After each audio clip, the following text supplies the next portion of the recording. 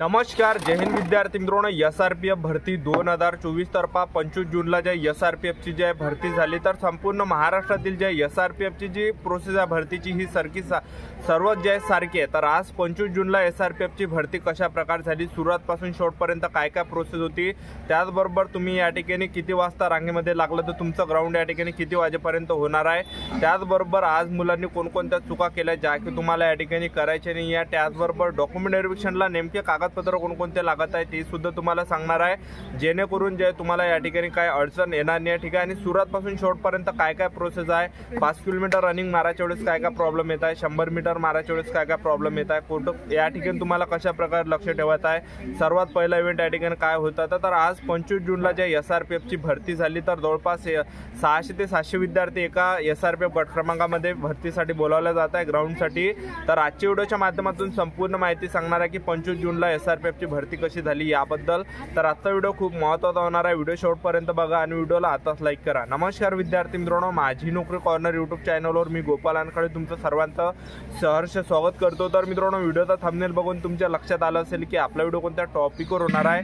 Video सुरू करण्याच्या आधी आपल्या यूट्यूब चॅनलला सबस्क्राईब करा, जेणेकरून प्रत्येक भरतीची अपडेट तुमच्यापर्यंत सर्वात आधी पोहोचेल आणि जास्त करून SRPF भरतीच्या रिलेटेड जास्त व्हिडिओ आपल्या चॅनलवर अपलोड करत असतो. तर पहा, आज जे 25 जूनला जे SRPFची भरती होती आणि आज भरतीचा हा जवळपास 7वा दिवस होता. ठीक आहे. तर या ठिकाणी सकाळी 4 ते 5 वाजतापासून मुलं रांगेमध्ये लागत आहे.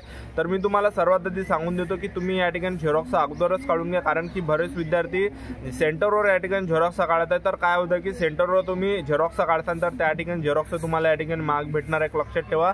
आणि गर्दी सुद्धा जास्त असते. ठीक आहे. तर सर्वात आधी या ठिकाणी 4 वाजतापासून मुले गेटापाशी जे रांगे लावून जे या ठिकाणी उभे राहतात आणि 6-7 वाजता ग्राउंडच्या आतमध्ये विद्यार्थ्यांना या ठिकाणी घेतलं जात आहे. ठीक आहे. तुम्ही जर या ठिकाणी सकाळी 4 ते 5 वाजतापासून जर रांगेमध्ये लागले तर तुमचं जे ग्राउंड आहे हे सकाळी जे आहे विद्यार्थी मित्रांनो 10 वाजता सुद्धा तुमची 5 किलोमीटर रनिंगला चालू होऊ शकते किंवा मग 11 वाजता सुद्धा 5 किलोमीटर रनिंगला तुमचं या ठिकाणी सुरुवात होऊ शकते. म्हणजे 11 वाजेपर्यंत तुम्ही या ठिकाणी गेटाच्या बाहेर येऊ शकता जर समजा तुम्ही सकाळी 4-5 वाजतापासून रांगेमध्ये लागले तर. ठीक आहे. आणि तुम्ही जर 7 वाजता जर रांगेमध्ये लागले तर सकाळी तर तुमचं जे ग्राउंड आहे हे 2 ते 3 वाजेपर्यंत होऊ शकते. तर तुम्हाला जे वाटते मित्रांनो तुम्ही या ठिकाणी करू शकता. तर सर्वात आधी गेटाच्या अंदर विद्यार्थ्यांना आतमध्ये अंदर बोलायच्या वेळेस त्या ठिकाणी जे डॉक्युमेंट जे चेक केलं जात आहे, तर सर्वात आधी गेटाच्या अंदर घ्यायच्या वेळेस जे आहे तुम्हाला वरतं हॉल तिकीट ठेवायचे आणि हॉल तिकीटला फोटो चिपका. त्याचबरोबर तुम्हाला आधार कार्ड वरतं ठेवायचं आहे आणि तुम्ही जो SRPFचा फॉर्म भरला तो फॉर्म तुम्हाला वरतं ठेवायचा आहे. तर हे 3 डॉक्युमेंट तुम्हाला वरतं ठेवायचं आहे, SRPFचा भरलेला फॉर्म, हॉल तिकीट SRPFची, त्याचबरोबर तुमचं ओरिजिनल आधार कार्ड. तर हे 3 चेक केल्यानंतर तुम्हाला जे समोर जे पाठवल्या जाते अंदर ग्राउंडच्या अंदर प्रोसेसिंगसाठी. तर सर्वात आधी त्या ठिकाणी पेंडोल खाली तुम्हाला बसवलं जातं आणि त्या ठिकाणी जेव्हा आधी डॉक्युमेंट व्हेरिफिकेशन होत आहे. तर डॉक्युमेंट व्हेरिफिकेशनला जास्त टाइम लागत नाही, 10 ते 15 मिनिटात डॉक्युमेंट व्हेरिफिकेशन होते. पण त्या ठिकाणी थांबू जास्त त्या ठिकाणी थांबून जास्त ठेवलं जात आहे. त्या ठिकाणी जवळपास 1-2 घंटे त्या ठिकाणी थांबून ठेवलं जातं डॉक्युमेंट व्हेरिफिकेशनच्या वेळेस, कारण की गर्दी वगैरे राहते त्या ठिकाणी. आणि हे जे त्या ठिकाणी जास्त वेळ जे प्रोसेसिंगला लागत आहे, इव्हेंटच्या वेळेस सुद्धा जास्त टाइम त्या ठिकाणी लागत आहे. ठीक आहे. तर तुम्ही सोबतच सुद्धा जे आहे फळ वगैरे नेऊ शकता जे तुम्हाला लागते ते, कारण की त्या ठिकाणी जास्त वेळ बसून ठेवलं जातं. तुम्ही जर 6 वाजतापासून जर त्या ठिकाणी गेले अंदर गेटामध्ये तर तुमचं जे फिजिकल आहे हे 12 वाजतापासून सुरुवात होणार आहे इव्हेंटला. जसं 100 मीटर झालं, गोळाफेक झालं, 5 किलोमीटर झालं. ठीक आहे. तर 4-5 घंटे त्या ठिकाणी बसून ठेवल्या जात आहे जर जसे तुम्ही या ठिकाणी त्या गट क्रमांकामध्ये गेले तसे. ठीक आहे. तर तुम्ही फळ वगैरे सोबत नेऊ शकता, जेणेकरून फळ वगैरे खाल्ले तेवढी एनर्जी तुमच्या शरीरामध्ये बरकरार राहणार आहे, कारण की तुम्हाला जे या ठिकाणी 5 किलोमीटर रनिंग मारायचे आणि त्याचबरोबर गोळाफेक सुद्धा फेकत आहे, त्याचबरोबर 100 मीटर सुद्धा मारायचे. तर या गोष्टीसाठी जे ताकद लागते लक्षात ठेवा. तर फळ वगैरे तुम्ही सोबत नेऊ शकता, एनर्जी ड्रिंक्स वगैरे झालं. ठीक आहे.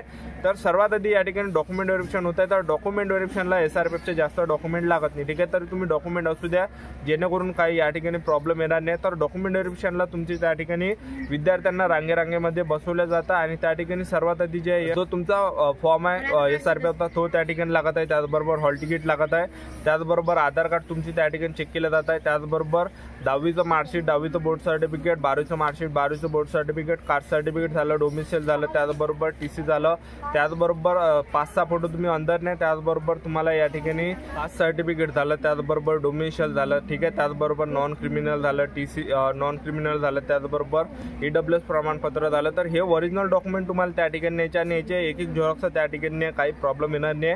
तर झेरॉक्स सुद्धा त्या ठिकाणी कोणकोणत्या गट क्रमांकामध्ये एवढ्या झेरॉक्स लागत सुद्धा नाही, एक लक्षात ठेवा. तर तरी सुद्धा तुमच्याजवळ असू द्या, जेणेकरून या ठिकाणी काय प्रॉब्लेम येणार नाही, ठीक आहे. तर डॉक्युमेंट व्हेरिफिकेशन जास्त टाइम या ठिकाणी लागत नाही, जवळपास 10-15 मिनिटात तुमचं डॉक्युमेंट व्हेरिफिकेशन होते आणि त्या ठिकाणी जास्त वेळ बसून ठेवला जात आहे, कारण की सोमवारच्या विद्यार्थ्यांचे त्या ठिकाणी इव्हेंट चालू असते. 100 मीटर झालं, गोळाफेक झालं, 5 किलोमीटर झालं, त्यामुळे जे तुम्हाला या ठिकाणी 4-5 घंटे त्या ठिकाणी थांबवलं जात आहे, ठीक आहे. तर हे डॉक्युमेंट व्हेरिफिकेशन झाल्यानंतर त्या ठिकाणी एक तुमच्याकडून फॉर्म वगैरे लिहून घेतला जात आहे. तर फॉर्म जे एकदम नॉर्मल आहे त्याला फोटो वगैरे तुम्हाला चिपका लागते, जवळपास 2-3 फोटो त्या फॉर्मला चिपकावं लागते, एक लक्षात ठेवा.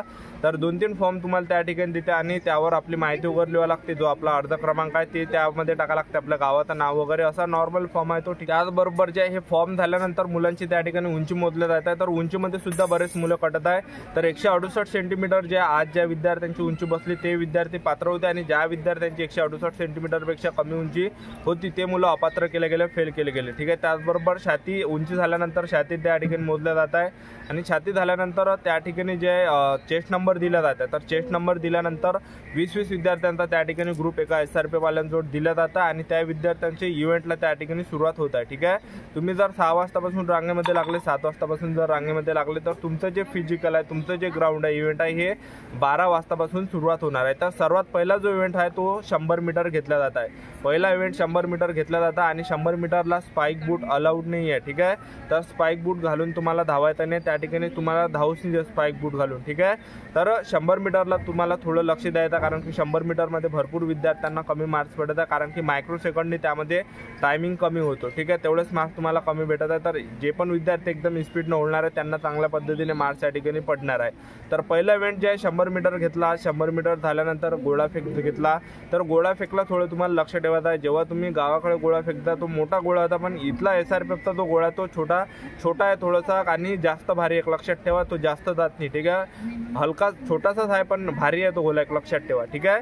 तर हे झाल्यानंतर प्रत्येक इव्हेंट झाल्यानंतर तुम्हाला 10-15 मिनिटाचा त्या ठिकाणी ब्रेक दिला जात आहे. तर हे झाल्यानंतर गोळा फेक झाल्यानंतर 5 किलोमीटर रनिंग त्या ठिकाणी सुरुवात होत आहे. तर 5 किलोमीटर रनिंगला जवळपास 200-300 मुलं ते सोडत आहे, 200 मुलं ते सोडते, 100-200 मुलं, ठीक आहे. तर 5 किलोमीटरला 100-200 मुलं त्या ठिकाणी सोडत आहे आणि 5 किलोमीटर रनिंग होत आहे. तर 5 किलोमीटर रनिंगला जवळपास 100 ते 200 मुलं ते 5 किलोमीटर रनिंगसाठी सोडत आहे आणि 5 किलोमीटर रनिंगच्या वेळेस तुम्हाला या ठिकाणी चुकानी करायची आहे की जसं 5 किलोमीटर चालू झालं एकदम स्पीडनं सुद्धा तुम्हाला होळायचं नाही. तर मीडियम तुम्ही या ठिकाणी स्टेपमध्ये 5 किलोमीटर रनिंग मारा आणि मुलांच्या सोबत धावा त्या ठिकाणी. आणि जे मुलं थांबत आहे तर त्यांच्या इकडे पाहू नका, कारण की तुम्ही जर त्यांच्या इकडे पाहिलं तुम्हाला सुद्धा वाटणार आहे की आपण या ठिकाणी भाव थांबून जा, ठीक आहे. तर तुम्हाला 5 किलोमीटर रनिंग मारायच्या वेळेस थांबायचं नाही आहे. तर शेवटपर्यंत तुम्हाला 5 किलोमीटर मारायचे आहे. भले तुम्ही धीरे धीरे मारा, मीडियममध्ये मारा किंवा स्टेपने मारा. तर मेन म्हणजे या ठिकाणी तुम्ही 5 किलोमीटर रनिंग जे आहे हे स्टेपनं मारा, ठीक आहे. तर ह्या गोष्टीचं तुम्हाला लक्ष ठेवायचं आहे, कारण की भरपूर मुलं 5 किलोमीटर रनिंग मारायच्या वेळेस थांबत आहे. 5 किलोमीटर रनिंग मारायच्या वेळेस ज्या जागी जे त्या ठिकाणी SRPF पाणी घेऊन असते, ठीक आहे. तर पाण्याचं काही त्या ठिकाणी टेन्शन नाही, एक लक्षात ठेवा. तर 5 किलोमीटर रनिंग मारायच्या वेळेस जे तुम्हाला या ठिकाणी थांबायचं नाही, तर शेवटपर्यंत तुम्हाला 5 किलोमीटर कंप्लीट करायचे आहे. जसं तुम्ही त्या ठिकाणी सेन्सरपासून निघाल तसे तुमचं मायक्रो सेकंडनी टायमिंग चालू होते, ठीक आहे. आणि त्या सेन्सरपाशी तुम्हाला थांबावं लागतो, ठीक आहे. तर अशा प्रकारे जे भरती प्रक्रिया आज झाली 25 जूनला सुरुवातपासून शेवटपर्यंत अशा प्रकारे जे मित्रांनो प्रोसेस होती. तर अशा प्रकारे जे 25 जूनला SRPFची भरती जे मित्रांनो पार पडली. तर ही होती संपूर्ण महत्त्वाची माहिती. तर आजच्यासाठी इथंच थांबतो, भेटा नेक्स्ट व्हिडिओमध्ये. जय हिंद, जय भारत.